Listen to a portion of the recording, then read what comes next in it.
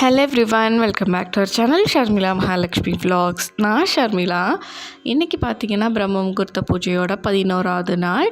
எப்பவும் போல் எந்திரிச்சு 4 மணிக்கெலாம் எந்திரிச்சிட்டு வாசல்லாம் கூட்டிகிட்டு கோலம் போட்டுட்டு அப்படியே வந்து ஒரு 5:15 அந்த டயத்தில் வந்து விளக்கும் ஏற்றியாச்சு.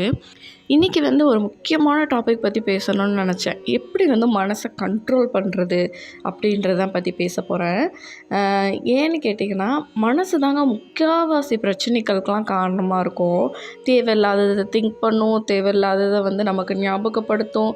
ஸோ அதனால் நிறைய நம்ம வந்து வெக்ஸ் ஆக சான்சஸ் இருக்குது. ஃபஸ்ட்டு வந்து மனசுன்றதுன்னு பார்த்திங்கன்னா அது நிலையானதே கிடையாது.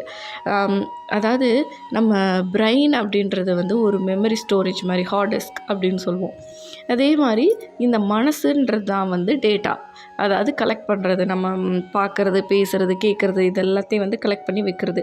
அது எல்லாத்தையும் வந்து பிரெயினில் கொண்டு போய் ஏற்றிடும் இந்த மனசு. என்றைக்கும் நடந்த ஒரு விஷயமா இருக்கும், அதை நினைக்கிறப்பெல்லாம் நமக்கு வந்து கஷ்டமாக இருக்கும். இப்போ லைக் நமக்கு வந்து ரொம்ப பிடிச்சவங்களா இருக்கலாம், இல்லை வந்து பிடிக்காதவங்களா இருக்கலாம். நம்ம அவங்க நம்மளை பேசின வார்த்தைகள் எல்லாமே வந்து நடந்து ஒரு 10 வருஷம் கூட ஆயிருக்குங்க. ஆனால் திரும்ப சொல்லுவாங்கள்ல, அன்னைக்கு அவங்க அந்த மாதிரி வார்த்தை கேட்டது வந்து இன்னும் எனக்கு ஆறவே இல்லை, கஷ்டமாக இருக்கும். அந்த மாதிரிலாம் இருக்கு இல்லையா? ஸோ அந்த நேரத்தில் இந்த மாதிரி நடந்துச்சு, அது வந்து எனக்கு மனசு கஷ்டமாக இருக்குது அப்படின்னு சொல்லுவோம் இல்லையா? அதுக்கு எல்லாமே நம்ம மனசு நம்மளை என்ன பண்ணுறது, ஆட்டி படைக்கிறது தாங்க. ஃபஸ்ட்டு நம்ம என்ன பண்ணணும்னா அந்த மனசை கண்ட்ரோல் பண்ணணும். ஃபஸ்ட்டு கேட்கணும். உங்கள் மனசு வந்து ஏதாவது ஒன்று தேவையில்லாத திங்க் பண்ணுது அப்படின்னா நீங்கள் கவனிங்க.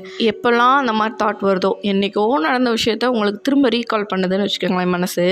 அப்போ நீங்கள் என்ன பண்ணணும்னா உங்களையும் நீங்கள் கேட்கணும், எதுக்கு இப்போ நீ இதை வந்து ரீகால் பண்ணுற அப்படின்னு நம்ம கேட்கணும். இந்த விஷயம் நடந்து 10 வருஷம் ஆச்சு, இதுக்கு மேலே இதை யோசித்து எந்த பிரயோஜனமும் இல்லை, நம்ம மனசு தான் கஷ்டப்படும், நம்ம தான் கஷ்டப்பட போகிறோன்றத நம்ம மனசுக்கு அப்பப்போ நம்மளே வந்து திருப்பி சொல்லணும்.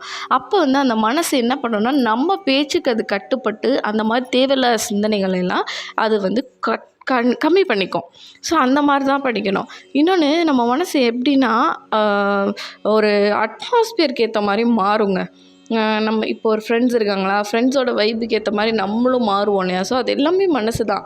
இப்போ உங்களை விட ஏஜ் கம்மியாக இருக்கவங்களோட நீங்கள் பழகும்போதும், உங்களை விட ஏஜ் பெரியவங்களோட நீங்கள் பழகும்போதும் நீங்களும் அதுக்கேற்ற மாதிரி அடாப்ட் பண்ணுவீங்க. அது எல்லாமே இந்த மனசு பண்ணுற வேலை தான், காப்பி அடிக்கும். இப்போ சின்ன பிள்ளைங்க வந்து இப்போ உங்களை விட ஒரு 4-5 வயசு சின்ன பிள்ளைங்களோட பழகுறீங்கன்னு வைங்களேன், அவங்க செம்ம வைப்பாக இருப்பாங்க, பயங்கர ஜாலியாக இருப்பாங்க. ஸோ உங்களுக்கும் என்ன தோணும், அந்த மாதிரி இருக்க தான் தோணும். மனசு ஆட்டோமேட்டிக்காக அந்த மாதிரி அடாப்ட் பண்ண தோணும். அதே தான் பெரியவங்களோட இருக்கும்போது பார்த்திங்கன்னா, அவங்க ரொம்ப மெச்சூர்டாக நடந்துக்கிறத பார்த்து நம்மளும் அந்த மாதிரி நடந்துக்கணுன்ற மாதிரி மனசு வந்து ஆசைப்படும். ஸோ இதுதாங்க காப்பி அடிக்கும்னு சொல்லுவாங்க. மனசு வந்து அதை இந்த மாதிரி விஷயங்கள் மூலமாக தான் சேர்க்கைன்றது விஷயத்த சொல்லுவாங்க. இப்போ உன் நண்பன் நான் யாருன்னு சொன்னீங்கன்னா நான் வந்து ஒன்றை சொல்லுவேன், நீ யாருன்னு கண்டுபிடிச்சிருவேன்னு சொல்லுவாங்கள்ல, அதுதான். இப்போ நம்மளோட மனசு என்ன பண்ணணும்னா நம்ம கூட இருக்க சர்க்கிளோட ஏற்ற மாதிரி பண்ணும். இப்போ நல்ல ஃப்ரெண்ட்ஸ் இருந்தால் அவங்களோட தாட்ஸ் நமக்கும் பழகும், கெட்ட ஃப்ரெண்ட்ஸ் இருந்தால் கெட்டவங்களோட தாட்ஸ், கெட்ட ஃப்ரெண்ட்ஸோட தாட்ஸ் நமக்கும் வரும். இப்போ பேசிக்காகவே நம்ம ஒரு பயந்தாங்கொல்லின்னு வச்சுக்கோங்க, நமக்கு கூட சேர்றவங்க பார்த்திங்கன்னா பயங்கர தைரியசாலி பசங்களாக இருக்காங்க. அப்படின்னா ஏதாவது கிளாஸை கட் அடிக்கிறாங்க, லேட்டாக போகலாம் வாடா அப்படின்னு கூப்பிடும்போது, ஐயோ வேண்டாம் பயமாக இருக்குது அப்படின்னு நம்ம சொன்னாலும், சும்மாவா பார்த்துக்கலாம் நான் இருக்கேன்னும் போது ஒரு தைரியம் வந்துடும். அப்போ நம்மளும் என்ன பண்ணும், மனசு என்ன பண்ணுவோம், தைரியமாயிரும், அவன் இருக்கான்லாம் பார்த்துக்கலாம் அப்படின்ற மாதிரி போய் தான் நிறைய வந்து ஃப்ரெண்ட்ஸ் கூட சேர்ந்து கெட்டு போகிற பசங்க இருக்காங்க. ஸோ இது எல்லாமே மனசு தான். நம்ம எப்போ மனசை வந்து நம்ம சொல்கிறத கேட்க வைக்கிறோமோ அப்போ தான் நம்ம வந்து கரெக்டாக இருப்போம். இது எல்லாத்தையுமே கட்டுப்படுத்தணும். முக்கியமாக வந்து நம்ம மனசில் வந்து போட்டி, பொறாமை, திருட்டுத்தனம் எதுவுமே இருக்கக்கூடாதுங்க. நீங்கள் நம்ம நினைக்க மாட்டோம். நம்ம மனசு வந்து இந்த மாதிரி வந்து ஆட்டோமேட்டிக்காக இதெல்லாம் டீஃபால்ட்டு. ஸோ இதெல்லாம் வந்து குட்டி குட்டியான விஷயங்கள் வந்து வரும். இப்போ ஹோம்ஒர்க்லாம் எழுதணும்.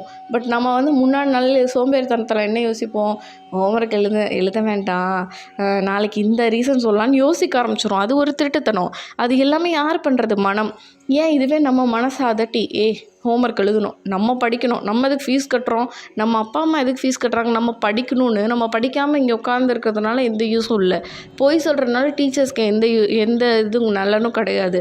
நம்ம தான் நம்மளை ஏமாற்றிக்கிறோம். இது அவங்கள ஏமாத்தலைன்ற மாதிரி நம்ம மனசை ஒரு அதட்ட போட்டோன்னா அடுத்த மனசு இந்த மாதிரி கெட்ட விஷயங்கள்லாம் நமக்கு சொல்லித்தராதுங்க. முக்கியமாக மனசை நீங்கள் வந்து உங்களோட பேச்சு கேட்க வச்சிங்க அப்படின்னா இந்த வேர்ல்டுலே பார்த்திங்கன்னா நீங்கள் உங்களை மாதிரி ஒரு ஆள் வந்து இருக்க மாட்டாங்க. ஏன்னா நம்ம எந்த கஷ்டமும் பட தேவையில்லை. எல்லாமே வந்து மனசை நம்ம கண்ட்ரோல் பண்ணிக்குவோம். அது தேவையில்லாத சிந்தனையை கொண்டு போகாது. உங்களுக்கு வந்து இன்னொருத்தர் மேலே ஒரு பகையை உண்டாக்காது. அப்போ வந்து ஆட்டோமேட்டிக்காக கர்மான்றது நம்மளை வந்து சுற்றி வரவே வராதுங்க. ஃபஸ்ட்டு நம்ம வந்து கற்றுக் கொடுக்க வேண்டியது என்ன? அன்பு ஒன்று தாங்க நம்ம வந்து அந்த மனசுக்கு சொல்லித்தரணும். அது சொல்லித்தர யார் மேலேயும் நம்மளை வந்து பகையை உண்டாக்காது. அப்போ வந்து முன்னே நடந்த விஷயங்கள் நமக்கு வந்து நினைவும் படுத்தாது. ஸோ அப்போ ஒருத்தவங்கள பார்க்கும்போது நமக்கு அந்த பழைய பகை ஞாபகம் வராது. மேக்ஸிமம் நானும் பார்த்துருக்கேன் என் லைஃப்பில். நான் என்ன பண்ணுவேன்னா, எனக்குன்னு ஏதாவது ஒரு சின்ன விஷயம் நடந்திருக்கு, சண்டையே நடந்துருச்சு அப்படின்னா டக்குன்னு நான் போய் என்ன பண்ணுவேன்னா தூங்கிடுவேன். உடனே போய் தூங்கிடுவேன். கண்ணை மூடி தூங்கி எந்திரிச்சு வரும்போது எனக்கு அந்த தாட்டே மைண்டில் இருக்கக்கூடாது. எல்லாத்தையும் நான் வந்து டெலீட் பண்ணி எரேஸ் பண்ணிட்டு தான் வெளியே வரணும். ஸோ அந்த மாதிரி நான் மைண்ட் செட் பண்ணிப்பேங்க. அதனால் நான் டக்குன்னு அந்த விஷயத்துலேருந்து வெளியே வந்துடுவேன். ஸோ ஃபஸ்ட்டு நம்ம பண்ண வேண்டியது நம்ம மனசை வந்து கட்டுப்படுத்தணும். அப்படி கட்டுப்படுத்திட்டோம்னாலே நமக்கு எந்த ஒரு விஷயத்தையும் நினைக்கும் போது மனசே வலிக்காது, கஷ்டமான ஒரு ஃபீலை கொண்டு வராது. ஸோ இதை வந்து கண்டிப்பாக வந்து நம்ம செய்யணும்.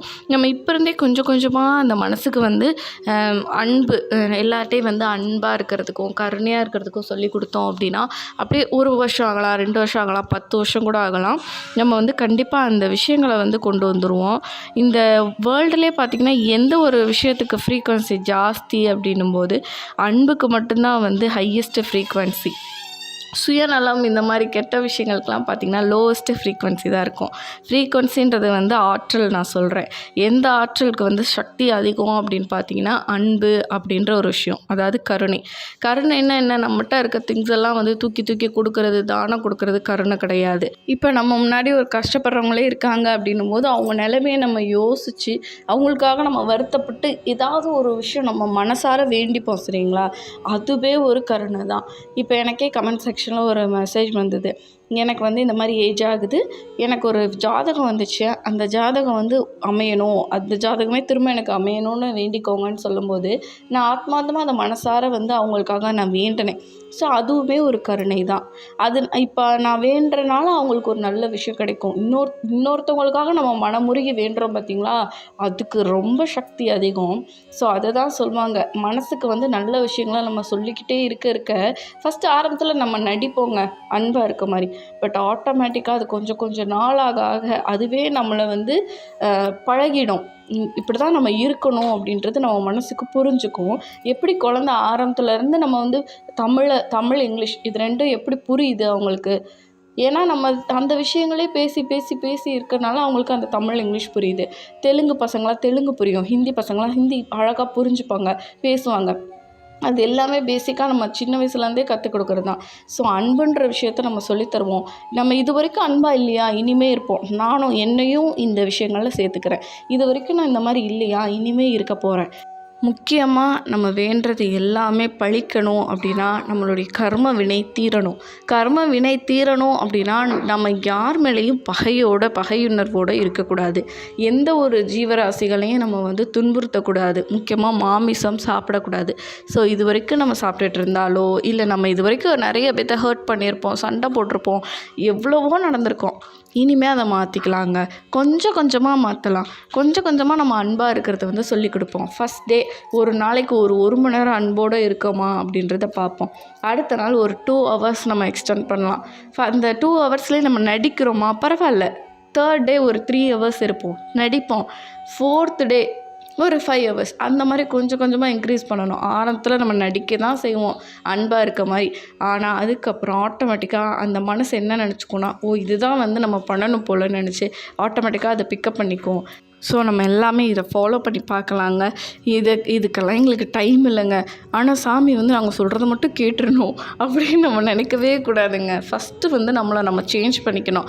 நம்ம நல்ல எண்ணங்கள், நல்ல விதமான பேச்சுக்கள், இப்போ நான் பேசுகிறேன் பார்த்தீங்களா, இது எல்லாமே வந்து ஒரு குட் கர்மாவில் எனக்கு சேரும். நான் ஒரு 4 பேர்த்துக்கு ஒரு நல்ல விஷயங்களை நான் ஷேர் பண்ணியிருக்கேன் போது, இதுவே கெட்ட விஷயங்களை நான் ஷேர் பண்ணுறேன்னு வச்சுக்கோங்க, யாரையும் மதிக்காதீங்க, ரொம்ப திமிராக இருந்துக்கோங்க, எல்லாத்தையும் துன்புறுத்துங்க அப்படி நான் சொல்லும்போது எனக்கு ஒரு விதமான கெட்ட கர்மா என்னை வந்து சேரும். ஸோ நான் வந்து நல்ல விஷயங்களை ஷேர் பண்ண உங்களுக்கும் வந்து அந்த நல்ல விஷயங்கள் ஆள் மனசில் பதியும். விடிய காலையில் கரெக்டாக 6 மணிக்கு நம்ம வீடியோ வருங்க. இதை கேட்டுட்டு நீங்கள் அடுத்த டே ஆரம்பிங்க. உங்களுக்கு ஆட்டோமேட்டிக்காக வந்து உங்களுக்கு நல்ல விஷயங்கள், நல்ல தாட்ஸ் மட்டும்தான் மைண்டில் ஏறும். உங்கள் மனசு கெட்டதே சொன்னாலும் நீங்கள் உங்கள் மனசை கண்ட்ரோல் பண்ண ஆரம்பிச்சிருவீங்க. ஸோ நான் இதெல்லாமே கொஞ்சம் கொஞ்சமாக வந்து மற்றவங்கள்ட்ட பேசும்போதும், அடுத்தவங்க விஷயங்களை நான் காதில் கேட்கும் போதும் கற்றுக்கிட்டது. ஸோ அதிகமாக கேட்டு பழகுங்க. நம்ம பேசுகிறத ஸ்டாப் பண்ணிட்டு கேட்டு பழகுங்க. நம்ம நிறைய விஷயங்களில் வந்து முன்னேறி போகலாம். ஸோ நான் வந்து நிறைய விஷயங்களை கேட்பேன், அடுத்தவங்கள பேச விட்டு கேட்பேன். ஸோ அதுலேருந்து கலெக்ட் பண்ண குட்டி குட்டி விஷயங்கள், குட்டி குட்டி நல்ல விஷயங்கள் எல்லாத்தையும் நான் உங்கள்கிட்ட ஷேர் பண்ணிக்கிட்டு இருக்கேன். இது எல்லாமே வந்து நானாக ஒரு ஞானம் பெற்று அப்போல்லாம் வந்தது கிடையாது. அடுத்தவங்க சொல்லி அடுத்தவங்க பேசுகிறத நான் காது கொடுத்து கேட்டதுனால எனக்கு கிடைச்ச குட்டி குட்டி நல்ல விஷயங்கள். ஸோ இதெல்லாம் உங்களோட ஷேர் பண்ணிக்கணும்னு நினைக்கும் போது எனக்கு கொஞ்சம் ஹாப்பியாக இருக்குது. ஸோ இது ஒரு பிளாட்ஃபார்மாக நான் யூஸ் பண்ணிக்கிறேன். பிரம்ம முகூர்த்த பூஜைன்றது பார்த்திங்கன்னா ரொம்ப ரொம்ப பவர்ஃபுல்லான பூஜை. ஸோ அதெல்லாம் பண்ணும்போது நம்மளோட தாட்ஸும் நல்ல இந்த மாதிரி நல்ல விஷயங்களை கற்றுக்கிட்டு அது மூலமாக நம்ம மாறிக்கிட்டே வரும்போது நமக்கு செம்மையான ஒரு சூப்பர் பலன் அதில் கிடைக்குங்க. கண்டிப்பாக இந்த வீடியோவில் வந்து கொஞ்சம் நீங்கள் அதில் கற்றுக்குப்பீங்க அப்படின்னு நான் நினைக்கிறேன். அன்பாக இருக்கணும், நம்ம மனசை நம்ம கண்ட்ரோல் பண்ணணும். இது ரெண்டுமே வந்து பகைமைத்தன்மையும், அகங்காரம், அந்த மாதிரியான கெட்ட விஷயங்கள், ஆணவம், அந்த மாதிரி கெட்ட விஷயங்கள்லேருந்து நம்மளை வந்து தள்ளி வைக்கும். நம்ம கர்மா குறையும், நம்மளை வேண்டுதல் வந்து கேட்கப்படும். ஸோ அதுதான் இந்த வீடியோவில் நான் சொல்லணும்னு நினச்சேன். இதோட இந்த வீடியோ நான் முடிக்கிறேன். இன்னொரு இன்ட்ரெஸ்டிங்கான அண்ட் யூஸ்ஃபுல்லான வீடியோஸோட நான் வந்து உங்களை மீட் பண்ணுறது வரைக்கும் பாய். இந்த வீடியோ பிடிச்சிருந்தா ப்ளீஸ் சப்ஸ்கிரைப் பண்ணி சப்போர்ட் பண்ணுங்கள்.